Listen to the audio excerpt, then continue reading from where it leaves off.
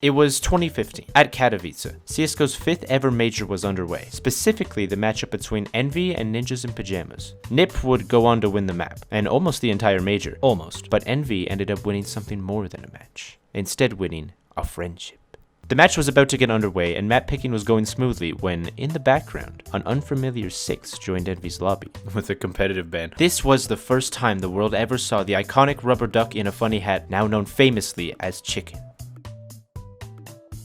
You have to remember, this is a CSGO major. These should be highly secured, private lobbies. Only the players / people who are supposed to be there should be able to join. But despite all of that, one friendly Chiken was able to find his way in and say hello. It took a few tries, but he was quickly kicked from the lobby and the match got underway. But not before the entire crowd and CSGO community at large took notice, as this was only the beginning of Chiken.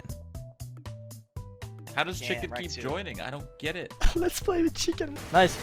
Go, my friend, go!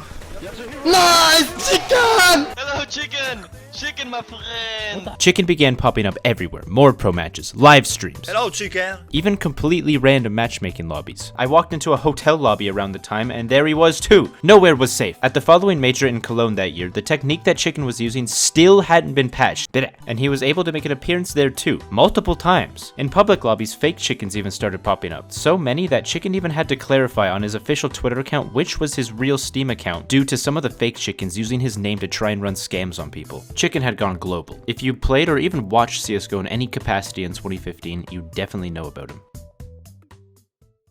So how did this happen? How did Chiken get into these lobbies? And how is he the only person in major history to do something like this? He actually explained how in a Reddit Ask Me Anything. I quote, mixed 2 adult cats with sulfur in a blender, then did sprinkle the powder over myself at 9 AM and did a 360 and then opened my eyes, think that did it. So case closed.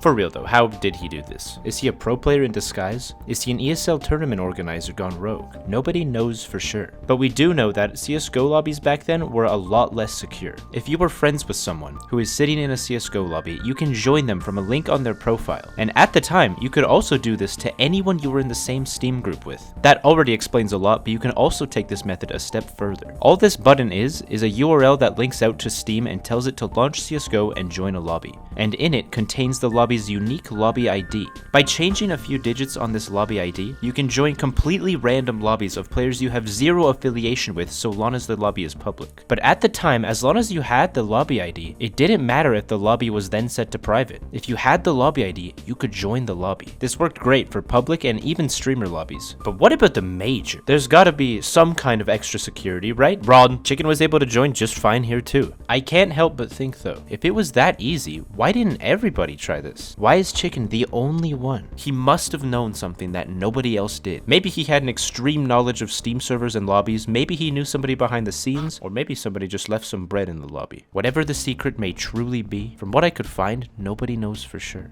Thankfully, our friend Chiken is the only one to ever breach a major, but he's not the only one to ever use an exploit like this. Around 2016, other more malicious parties used the same or a similar exploit to spam join people's lobbies, spam the chat, change their rank and competitive wins, and all around just be kind of giant fuckers. It got so bad apparently, it even got Valve to break their silence through a Reddit post with promise of a hotfix as soon as possible. So there were definitely other parties aware of some of the vulnerabilities in CSGO lobbies. But as far as I could find, Chiken is the only one to use one in such a major way. Aha! Get it?